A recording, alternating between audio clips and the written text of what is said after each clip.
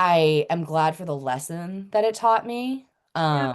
Because now every time I have something like anything with my team members happen, I'm just like, don't think about anything but what they need as people.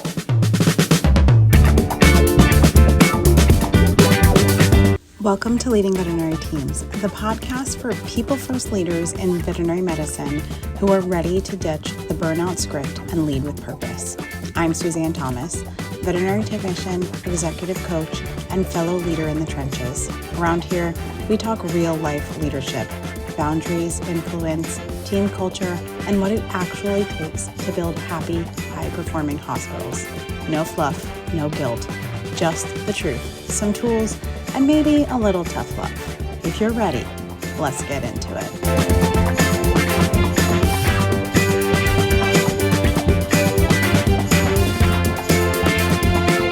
Hey guys, welcome back to Leading Veterinary Teams on Air. I am so excited for today's episode. It is our first episode with a guest back in season 2, and this guest is by far the best one to start off this season 2 guest list. This guest is someone who leads with heart. She leads with grit and some seriously underrated superpower treats.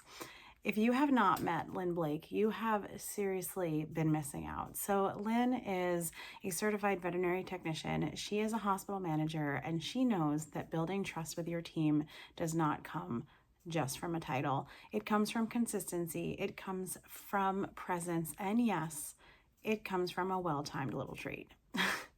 In this episode, we dig into what trust actually looks like on a veterinary team, how to rebuild it when it's broken, and how to lead in a way that your team doesn't just follow you, but your team genuinely respects you. If you are looking for real talk on leadership without the fluff, then this one's for you. If you're ready, let's get to it. The more technicians I can get into the conversation, the better. I love it. Excited. Okay, so then let's go. Let's just do it. I guess let's just start with some context. What's your background? What brought you into vet med, and specifically what brought you into leadership? And I will just like preface that my kids are here, so there might be some like weird background noise. All good. We love kids. Make them, gotta make all the noise for sure. It is that way. Um, Right. and so, yeah, I started off not thinking I was going to be in working in veterinary medicine. I know a lot of people in our field know from the time they're very young that this is what they want to do, but that wasn't really my path. I stumbled into the career and I'm so happy that I did. When I was an undergrad, I was originally going to school for political science. And during my summer home, my freshman year, I got a job at a pet store that sold puppies, which at the time I was like, oh my God, this is incredible. This is so much fun. And then I got introduced, unfortunately, to like the dark side of the pet trade and things that happen sometimes in stores that can sell puppies and things of that nature. So I felt really guilty. I felt like I needed to give back in a positive way. I wanted to like atone. And so I said, all right, well, maybe I could just get like a part-time job working at a vet office as a receptionist. Somebody who I worked with at a shoe store at the time was like, I just interviewed for this job and you'd be great at it. And then we actually got the job together. It was really cool when we got to like work together, and it was our first experience in the field. And she also still works in the fields. Um, yeah, it's great.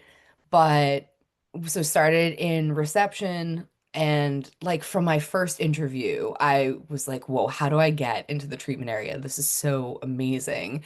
I really didn't understand the scope of care that animals received. Like, my parents are wonderful, but our family dog got like a rabies vaccine, a spay, and that was it. And Yeah. so I had no idea like the capabilities that existed within the veterinary space. So once I got exposed to it, I was hooked.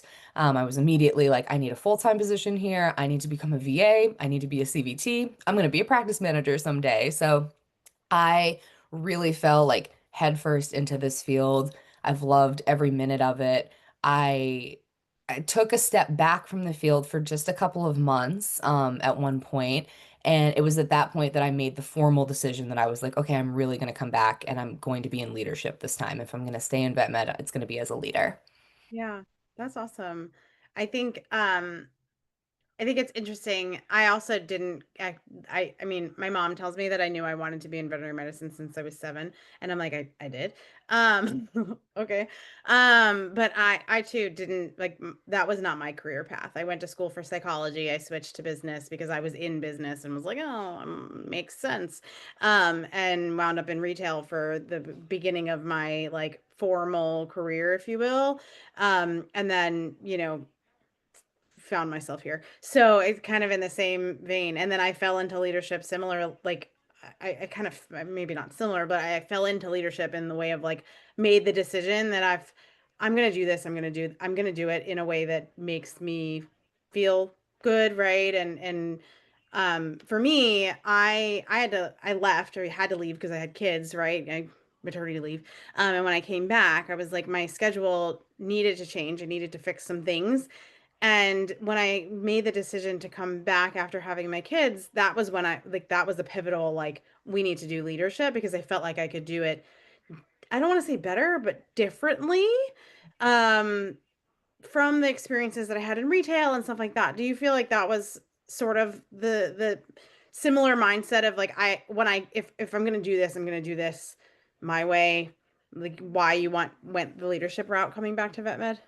Yeah, very much so. So for me, it was also driven. I worked at a small private practice. There were very few regulations. We had a lot of unnecessary patient death, medical complications, things that burn people out very, very quickly. And so that was my last job in the field. And then I said, like, if I come back, like, I have to have a seat at the table to advocate and make sure that this doesn't happen other places and that people are treated correctly, animals are treated correctly. Like, that was something that became so paramount to me. And so that was really why I was like, I have to have a seat at the table and I have to know what's going on because I know what can happen if we don't have the right key players in place.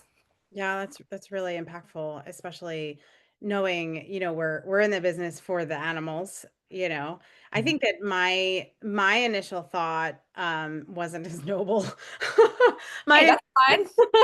Same my place. initial my initial thought was for the people. I was working in specialty medicine, so I had a really high gold standard of medicine. So it wasn't driven by I want to do better for the pets because I thought that what we were doing for the pets was great, but I wanted to do better for the people because I felt like what we were doing for the people was not as good as what we were doing for the pets. Yeah. So similar but different, right?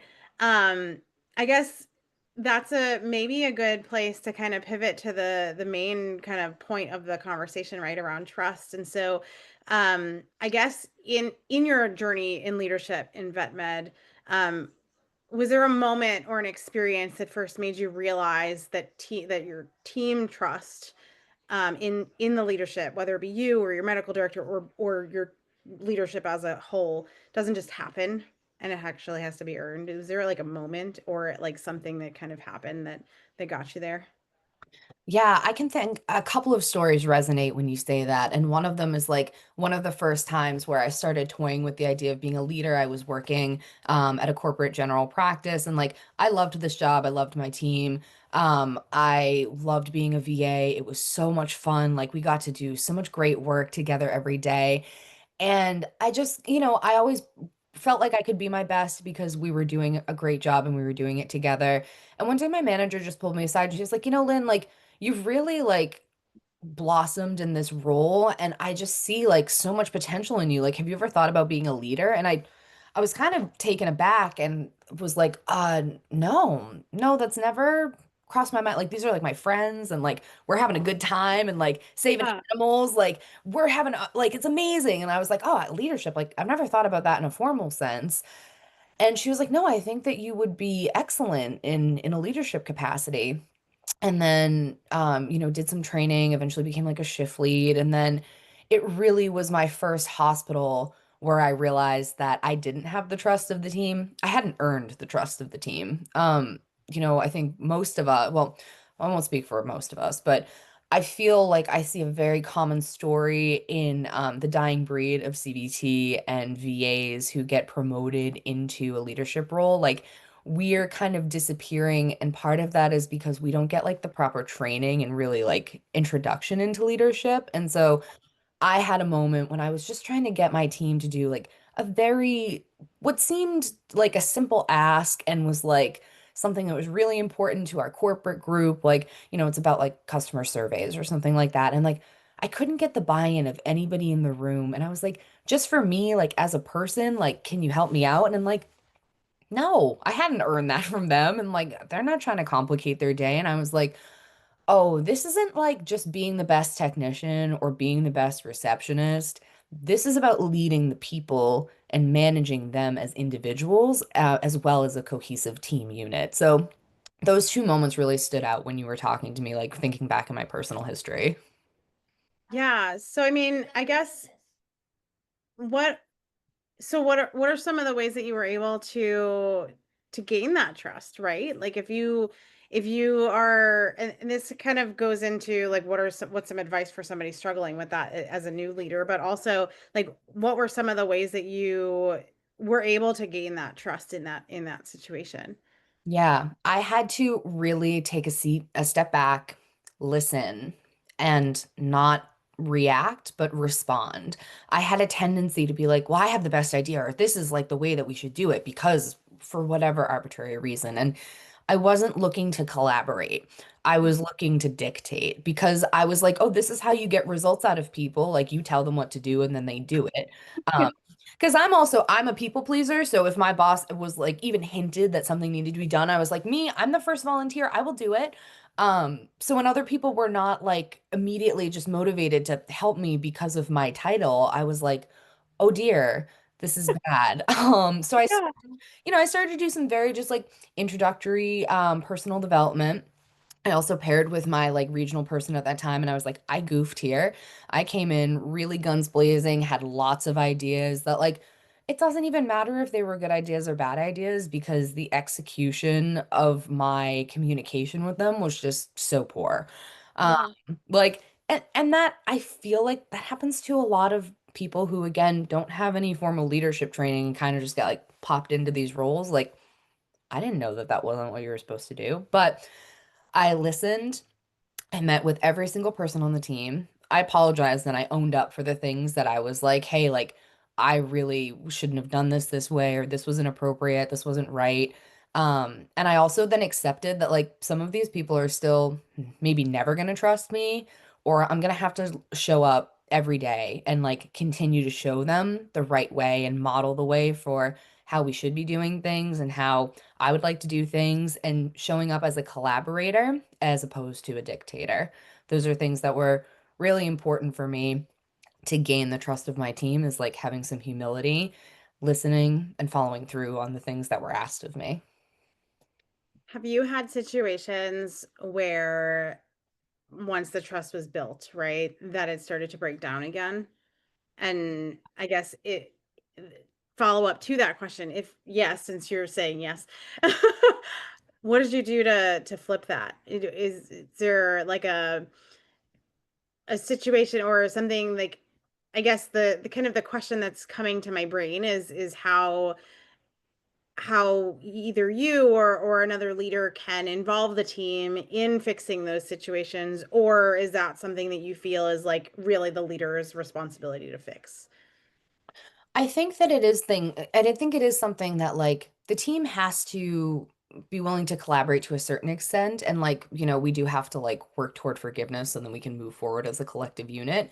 I think the onus is on the leader, but it's up to all of us to participate and kind of like play along with that in those dynamics and to to make it work as a work relationship. Like I think we also have a tendency to be like our work relationships have to fit like this is like a friendship or this is like a family, like we have to relate it somehow, and I think that that's like a huge thing that I was doing because I was so used to being like such great friends with all the people I worked with, so I tried to get them to trust me like how you would trust a friend or doing like things of that nature, and I was like, oh, that's not what they're looking for me. They're looking for me to lead the situation. I had a team meeting once where we had to talk about like some really serious subject matter. And before we had to talk about it, my mentor said to me, like, get comfortable in silence and start to count to 10 in your head before you respond. Don't assume that the silence is indicative that nobody has anything to say. People are often just taking a beat, processing, waiting. So I was like, okay, sure, we'll see what happens. And, I had already like kind of poured my heart and soul out into like what we were talking about. And then I just said, okay, like, what do you guys think? What do we do? And blank stares. And immediately the anxiety says, okay, say something else, talk. And Yeah. like, nope, sit in the moment and just think and tell the team, I'm going to give you a minute. And then I just waited and I let the silence sink in. And then people started talking and had really good ideas and they built off each other and then they were bouncing it around. And I watched it unfold in front of me and was like, okay, we got to get more of this. How do we do this? And now I've really capitalized that. Like my team meetings now, we meet like as a whole hospital once a month. And it's not me lecturing or talking. Like we do open floor brainstorms and like I present, here's our current state. Here's where our leadership team would like us to go. How do we get there? And I let them paint the roadmap. I love that. I love that your mentor gave you the advice to just be in silence because I've been doing some more speaking engagements and I actually got very similar advice.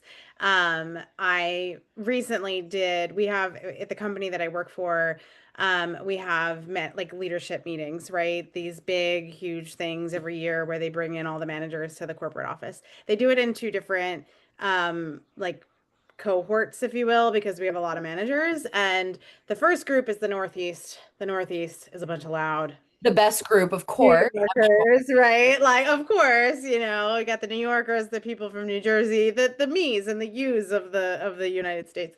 Um, and then the other group is the Central and the West team. And historically, we're told that they're like the quieter group. Um, I'll fast forward. They were not the quieter group, but I was like, oh my gosh, I was talking to my mentor and same thing. I was like, what do I do? Like, what if I have quite like I'm when I speak, I get engaged and I like ask questions and there needs to be that back and forth flow or what do I do? And same thing, like get comfortable with the silence and to the point where I was even told like tell them that you're comfortable with silence. Like I'm good. I'll wait. I've whipped that out. I've said that before, especially like when you're first meeting a group of people and you're setting tone, because people aren't really taught to expect that. They're Yeah. kind of taught that like, no, this will be like a presentation and not an engaging, interactive thing. So yeah, I love that you're shifting that. Yeah, because I mean, really, when I present, same thing. Like I whether it's in a meeting with my team or it's a meeting in that kind of way, it needs to be a conversation. I don't want to just talk at people, No, what fun is that? right? Um, Obviously as leaders we make mistakes, right? I guess as as a leader, as a credentialed technician, what is one or more mistake that you've made as a leader that has helped you learn something really big about trust? Yeah, this is yeah, was thinking about this before too. There's one situation and like I don't have full closure on this situation. Like I made this mistake. I still feel badly about it. And it's something that like I think I take it with me almost every day and everywhere that I go. So I worked for a corporate general practice and we were located inside of a pet store. And one of my VAs had her personal dog next door at our grooming salon just for regular haircut. Somebody rushes the dog over. It's like an 11-year-old golden doodle. Something's really wrong with the dog. This was the first time that baby me had seen a hemo abdomen, and I was like, "Whoa, what is happening here?" They're telling me that there's nothing that could have happened, like that this is just it's happening right now. And so the person whose dog it was and her girlfriend, they both worked at the practice. And obviously they're like distraught. This was not supposed to happen today, where they work with the people that they trust most. Like Yeah. it was a really hard situation. And so I, in my mind, was like, okay, this has to go. Like I had previously like been talked to about like, okay, like when you have employee invoices, like they've got to be closed right away. We could fire you and the employee for theft if these are not taken care of. And so in my brain, I'm like, okay, we're gonna do this like we do in normal euthanasia. We're gonna collect the payment before everything is done. We're gonna move through the process and like that's what we'll do. So I'm like, that's the only thing I'm thinking about. It's just like, okay, we're gonna close the invoice. I don't, it was not about the $180. Like ultimately that was not it. It was like, I've been given a directive and I have to execute that. And like, this is the way that we're going to do it. We're going to do our normal process. I was not able to be flexible. And so I was like trying to get the girlfriend's attention. I like texted her. I'm like, "Hey, like do you want to like step out and take care of this so like she can just be with the dog?" Like and then their family was coming and I was like, "Oh my God, like once the family gets here, like this is going to happen fast. Like what are we going to do?" And so like ultimately like I think it was her dad. Somebody like came out and paid the bill. But and then once that was all set, then I started being like, "Are you guys okay? Like, how can I help you?" Like, reverting to that, like my natural instinct of like being caring and being there for them. But that obviously was not the takeaway for them. Like, the takeaway is like, you are like just here. All you care about is the money. You're a typical corporate manager. Like, you don't care about us. You don't care about my dog who just died. And I'm like, I do. I care so much. Oh no. Like this was not I didn't want you to like I'm like, "Oh no." So I'm running through all the things. I'm like, "No, you could have gotten fired or like we could have gotten in trouble." Like I just didn't want anything to happen and I'm like, "Ah." Yeah. So, yeah, it was a big mistake. Huge doozy, but like I had my blinders on and like that situation has stuck with me because like nobody would have known. And even if they had known, nobody would have cared. Like if I didn't talk about the invoice, if it was open for a few days, like that's not what's important in that It's so moment. Important to like be a human and like it's funny now because like as I say that, I'm like cringing and I'm so embarrassed to like tell that story and like I feel so terribly about that situation. But like I am glad for the lesson that it taught me. Yeah. Because now every time I have something like anything with my team members happen, I'm just like, don't think about anything but what they need as people. And like I don't remember I who said the quote of like it doesn't matter what you said or it doesn't matter what you did, it's how you made people feel. And I think about that all the time and that's like what I carry from making that mistake. Yeah, I think Maya Angelou is who is quoted with it. I don't Yes. know that she is actually the one who said it. Yeah. I actually love that you shared that for two reasons. One, because it shows that like a true leader needs to be vulnerable and own up to a mistake, right? Like you look back on that and you're like, damn, I really misstepped there. And you recognize it and you'll never do it again, right? And I think the other thing too is that like what we're able to do here is share these things with people, and some people hopefully that are listening and watching this are new leaders and maybe are in that situation and can see like, oh yeah, that does feel icky, right? Like maybe they've done it and they don't realize what they've done because they're under that directive, right? Like we've anyone who's worked in corporate medicine has had that pressure. And maybe even I only ever worked in corporate medicine, so I don't know if there's the same sort of pressure in private practice also personally, but I can imagine if you're not the owner and you have an owner, whether it be corporate or not, telling you you have to do this or you're going to be fired, there's this like extra piece in the back of your mind like, oh crap, right? And you had the best intentions, and yet at the end of the day the perception is not what was not land, it didn't land, right? And so again, I love that you shared that. I think it just shows that like as leaders we need to be vulnerable and we have to own up to our shit. Here I am Yeah. cursing. I don't know if I'm cursing or not in my podcast, we'll find out. We're But deciding. I think I just decided. But seriously, I think it's really important to show that like we all screw up. And even the leaders who have been leaders for a really long time and have been doing this forever and are, thought leaders in this space now have these stories of times that they've screwed up. I mean, I have stories of times that I've like, oh, why did I say that? Or oh, why did I do that? Or whatever. But the key there is that you owned up to it and you're like, maybe you never are able to actually rebuild that trust with that particular person, but now you know better, right? And hopefully in telling that story other people can see that and not do the same thing, because you're right, like, and I'm just gonna just say this for what it's worth. Um, if they would have fired y'all, good riddance, right? Because Right. you don't need to work in a place that would fire people for that. Totally. So, just saying. Yeah.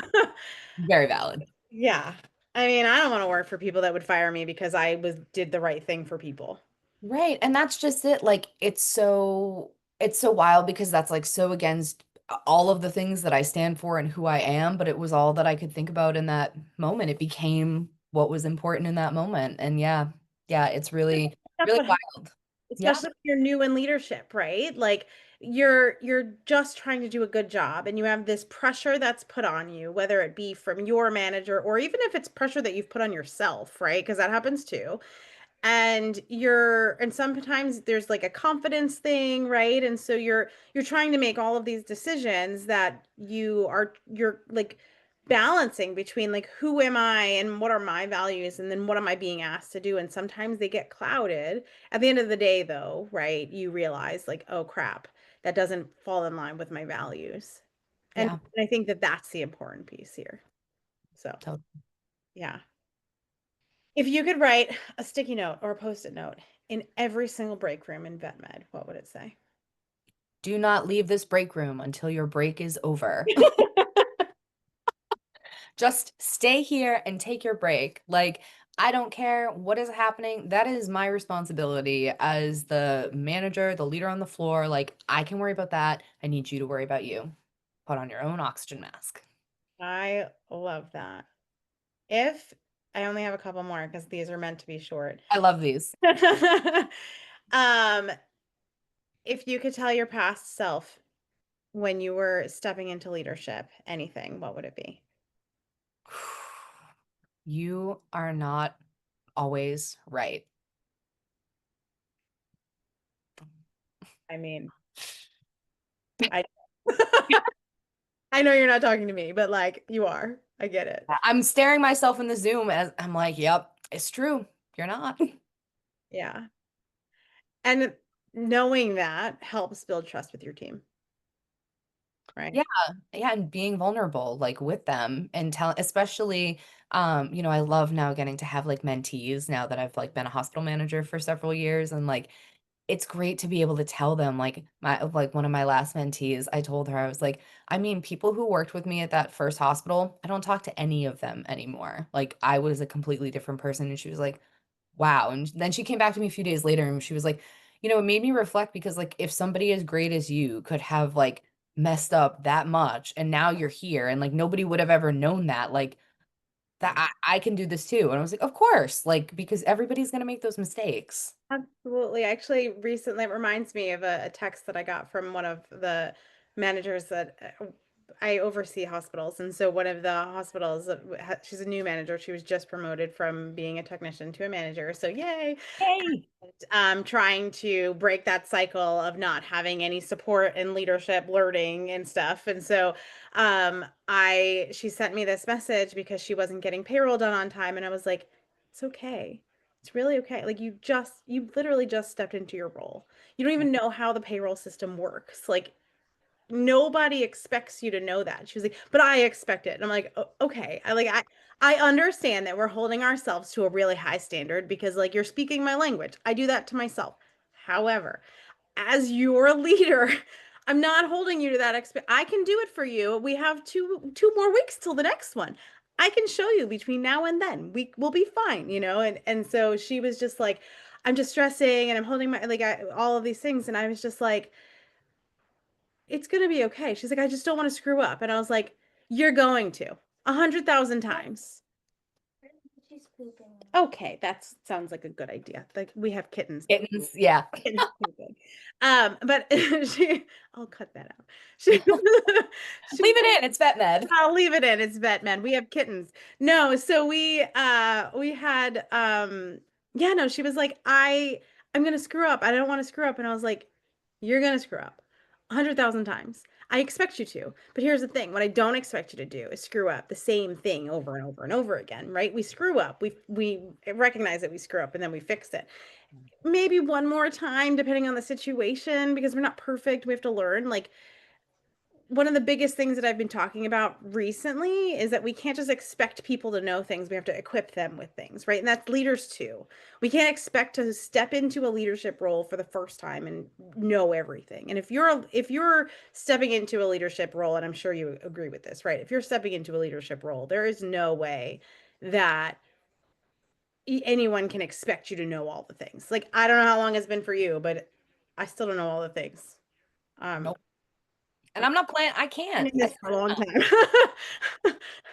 Yep. No, it's so true. And it's interesting too, like the way that our world is changing and the way information passaging is changing. Like it feels like the focus is shifting all over the place, like from like all sorts of education and leadership. Like it's more about like figuring out not how to tell people how to do tasks, but how to like shape their sense of judgment into doing what, aligns with your vision. So, hi, I love your glasses. Oh, we got a kitten. Baby. Oh my, are you just the luckiest kid in the world or what? Your mom is so good to you, huh? She's amazing. Oh, whoa, whoa, whoa, whoa. All right, don't hold the kitten like that. Go sit over there. This Yes. one bites a lot. Yes, that one does bite a lot. Yeah. There's always got to be a spicy one. Thank you, Tegan. Whoa, Here, take this. whoa. Silly kid. It's always craziness, both in the vet hospital and at home. So, Yep. That's how it feels. so the final mic drop question. If you had one message for every leader in vet med today, what would it be? Take care of yourself and take care of your people. I love that. Definitely don't forget about yourself in the equation because I think that happens a lot. I did put yourself first on purpose because so often as leaders, we assume that the only way to demonstrate our value and to demonstrate that we're the best at this job, which you also don't need to do, is by like putting on all the things and taking everything on off of our people's plates and putting it onto our own. And like, you have to be a human being too. And if you're not taking care of yourself, you cannot take care of anybody else. And I know that you know that. Yeah, I do, but I think that it's helpful to hear in hard times and in good times too. And I think that it's one of those things that we often forget, you know. Yeah, you deserve a little treat. Do Oh, it. yeah, you do. I love that. That's your Yeah. whole thing. That's my thing, chicken wing. I just love being able to like, we just have such hard jobs and hard days. So getting to know your team and like what makes them happy, like there's just nothing better than being able to deliver on that for them. And I'm gonna ask you, what is your treat? What is the thing that like if somebody could get you something to like light your fire that day, what is it? Oh my gosh. I always want a Diet Coke. Like it's here. It's always with me. But like what would blow my experience, blow my mind is like ice cream. I am such an ice cream fanatic. I'm like, oh my gosh. Any way, any kind, like I'm in. I will be fully invested and engaged if there's ice cream. I am like that with Starbucks coffee. You just like don't bring me Dunkin'. Sorry, friends. You hand me an Americano and I will be like I like it like dirt. Like give me the darkest, strongest coffee you have. I'm yours forever.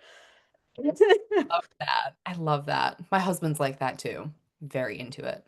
Yeah, love it. Awesome. Ice cream and Diet Coke. Hopefully, I mean, it could be together. You, why have I've never had a Diet Coke float? Okay, what is happening? Suzanne, you're changing my world here. I think a Diet Coke float is in Lynn's future. Um, we're gonna have to make it happen. Yep, for sure. Where can people connect with you if they want to keep learning from you and your journey and hear more about your treat culture and how to trust your teams and just all of the things? Because I see you everywhere, but how do people keep in contact with you? I am everywhere. So, I live in the great state of Rhode Island, which is super small. So, if you are local and like want to do a team event, want to get together, need a mentor, like please follow me on social media at Vet Med Manager, or you can find me on LinkedIn. My name is Lynn Blake. I'd love to connect with you and, talk out situations. Don't be an island. Find your tribe, find your people, find what makes you happy. And I'd love to be one of them. I love that. And then any final thoughts for leaders out there who feel like they've kind of lost their team, or team members who feel like their leaders have stopped listening. So both, like, either side, right? For the leaders or for the teams. For the teams, I think it's so important to remember that your leaders are just human beings. A lot of the times they're in the situations that they're in and they don't have the proper tools or resources to deal with it. That doesn't mean it's your responsibility to fix or to do anything with, other than just, I'd love for you to take that into consideration and to know that, and that they're going to make mistakes, they're going to mess up. Try to give them grace, but also you need to advocate for yourself. And you need to build your own boundaries and hold your leader to those boundaries and make sure they know about them. If you can't pick up an extra shift, no is a complete sentence. It's completely okay. But your leader is going to ask because it is their job to ask. And then for leaders, I think it's just so important that it's like the same message. Like, your team are just people. They have other things going on. They might not have the same priorities as you. You need to find out what motivates your team, what makes them happy, and hold on to them very closely and take good care of them, especially if you're lucky enough to work with credentialed team members, because we are few and far between, and it is really, really critical to take really good care of them. I love that. I appreciate you. Thank you so Appreciate much. you. Thanks for listening to Leading Veterinary Teams on Air. If this episode hit home, share it with a colleague, tag us on Instagram or TikTok, or leave a review. And don't forget to subscribe. It helps more leaders like you find their way. And remember, your job is not to do it all. It's to lead in a way that lasts. I'll see you next time.